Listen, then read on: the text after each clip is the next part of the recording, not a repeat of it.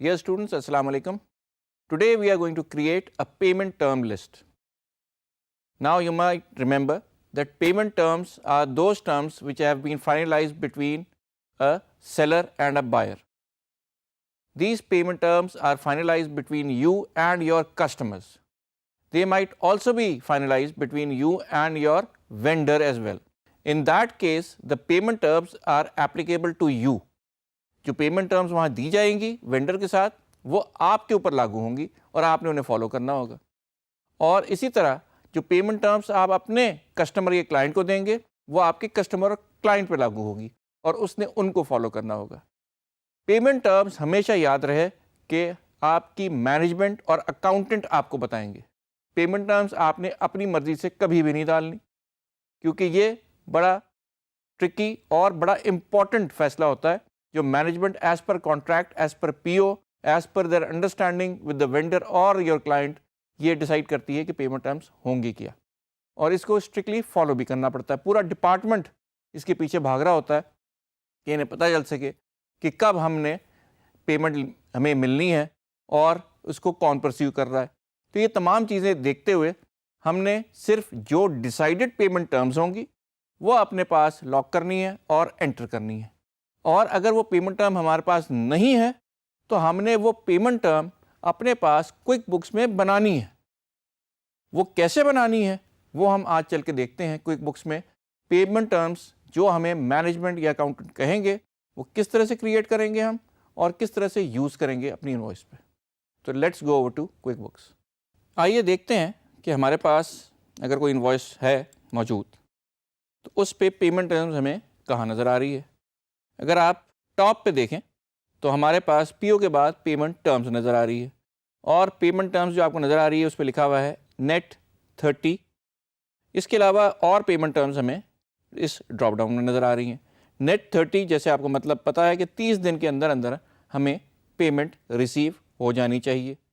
آئیے دیکھتے ہیں کہ اگر یہ چیز ہم پرنٹ کریں تو ہمیں یہ کس طریقے سے نظر آئے گی.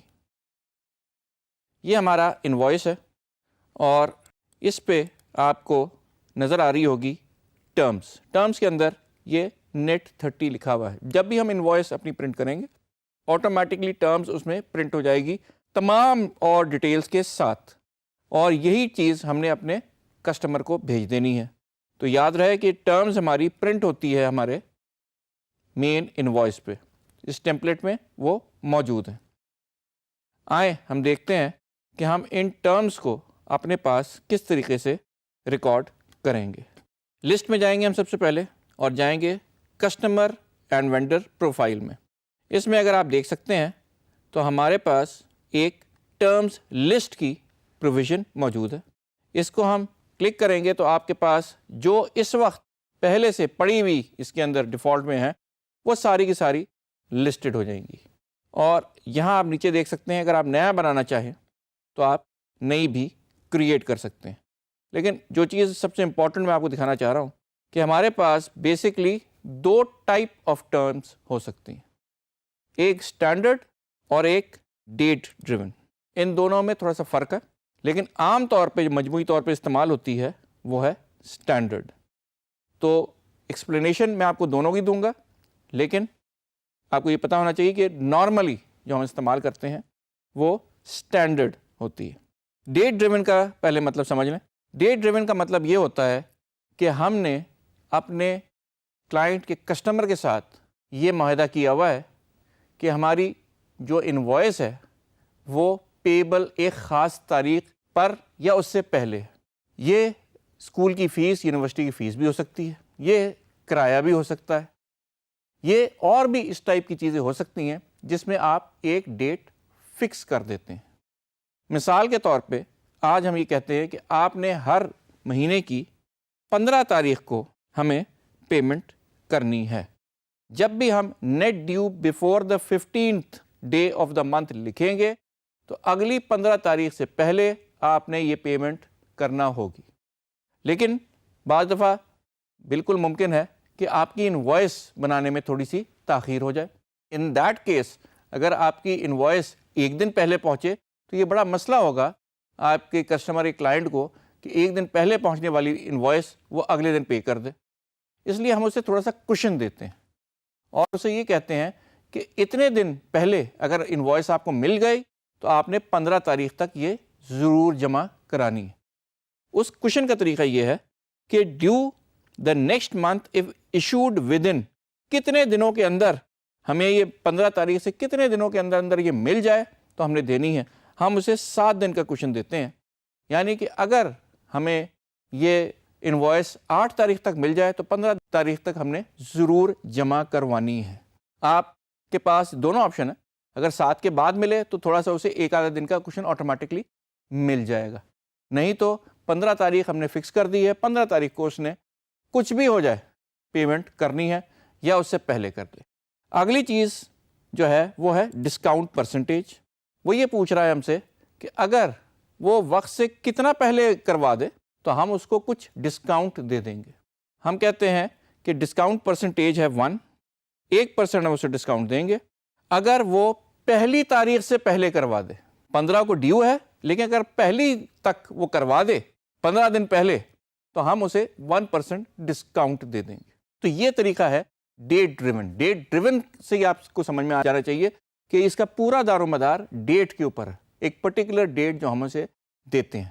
یہ ایک خاص ضرورت کے تحت، جیسے کہ میں نے آپ کو بتایا تھا کرایہ لینا ہے، اسکول کی فیس ہے جو کہ ایک فکسڈ ڈیٹ تک ادا ہو جانی چاہیے، وہاں تو یہ استعمال ہوتا ہے. لیکن عام طور پہ انوائسنگ میں یہ پیریڈ یا یہ آپشن استعمال نہیں ہوتی. جو ہوتی ہے وہ ہے جی اسٹینڈرڈ. اسٹینڈرڈ کا مطلب ہی یہ ہے کہ اس میں ہم نے یہ بتانا ہے کہ جب بھی آپ کو انوائس ملے گی آپ نے اس کے اتنے دنوں کے اندر اندر انوائس کی رقم جمع کرانی ہے. یہ ایک اسٹینڈرڈ طریقہ کار ہے. جب بھی مل جائے، پہلی تاریخ کو مل جائے اور ہم نے کہا کہ 15 دن کے اندر کرانا ہے تو آپ کی لاسٹ ڈیو ڈیٹ 15 ہے. اگر 15 تاریخ کو ملے تو 30 ڈیو ڈیٹ ہو گئی. تو یہ قطع نظر کہ آپ کی ڈیٹ کیا ہے، یہ انوائس جب بھی آپ کو ملے گی اس سے آپ نے اتنے دنوں کے اندر اندر اپنی انوائس جمع کرانی ہے. یہ ہم اپنے کسٹمر کو بتاتے ہیں. جیسے کہ آپ نے دیکھا کہ کافی ساری ٹرمز پہلے سے بنی ہوئی تھی تو ہم آج ایک نئی ٹرم بنا دیتے ہیں اور یہ کہتی ہے نیٹ 45. اس کا مطلب یہ ہے کہ انوائس کے ملنے کے 45 دن کے اندر اندر آپ نے رقم جمع کرانی ہے. اور دوسری چیز ہم اسے کہتے ہیں کہ ڈسکاؤنٹ پرسنٹیج آپ کا 1 ہوگا اگر آپ 30 دن کے اندر اندر یہ چیز جمع کرا دیں. کتنے دنوں میں جمع کرانی ہے؟ ہمیں 45 دن میں جمع کرانی ہے. لیکن اگر ہم نے یہ چیز 30 دن کے اندر جمع کرا دی تو ہم 1% ڈسکاؤنٹ دیں گے.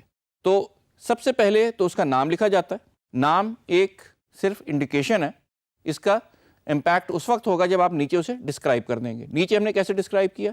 ہم نے کہا کہ یہ ڈیو ہے 45 دن کے اندر، 45 ڈیز کے اندر. ڈسکاؤنٹ ہم دیں گے 1% if paid within 30 days. 45 دن کی جگہ اگر آپ نے 30 دن میں دے دیا تو ہم آپ کو 1% ڈسکاؤنٹ دیں گے. یہ کنڈیشن ہم نے بنا لی ہے. اس کا نام ہم نے رکھا ہے نیٹ 45. اس کو ہم کرتے ہیں سیو. اوکے کیا ہم نے، ہمارے پاس نیٹ 45 آ گئی ہے. اب ہم چل کے دیکھتے ہیں کہ ہمارے پاس اس کو انووک کرنے کا کیا طریقہ ہے. ہم ایک انوائس بناتے ہیں اور اس میں جو ہم ٹرم استعمال کرنے لگے ہیں وہ ہے نیٹ 45. یہ وہ ٹرم ہے جو ابھی ہم نے کریٹ کی ہے.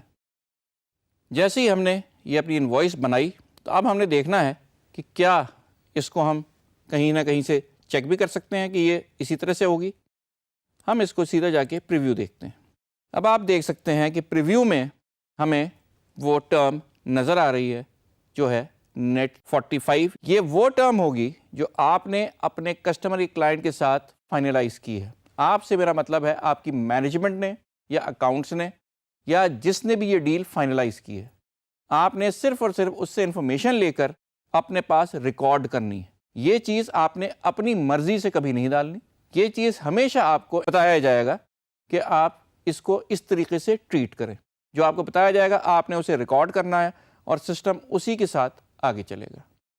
سو in final analysis we can see that these terms that we define within our system can be of basically further two types. They can be standard, that means that the date on which your invoice becomes due is linked with the date they were issued on.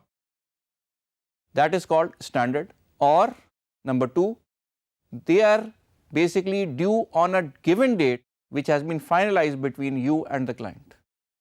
یہ دو طریقہ کار ہمارے پاس موجود ہیں, ایک fix date والا اور ایک variable date based on issuance date of invoice.